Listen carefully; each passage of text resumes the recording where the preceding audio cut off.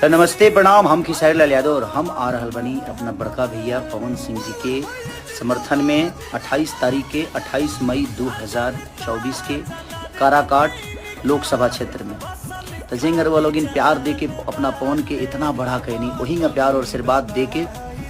इतना बड़ा कर दिया और इतना बहुमत से जिताई, भारी मत से जिताई कि सिर्फ इंडिया ही ना बल्कि विदेश में भी काराकाट की चर्चा हो। ऐसा लागत है काराकाट में ही चुनाव होता,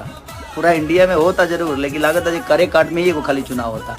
तो हम आ रहल बनी विक्रमगंज, नोखा, ओबरा, गोह और बारूद,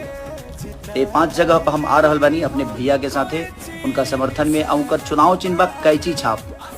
जे विकास नहीं के लिए के काट के हटावे खातिर कैची छाप मिलल बा उनका तो वो लोग नहीं। और हमरो सबसे मिले आवतनी हम और हमारे बड़े भाई पवन सिंह जी और बस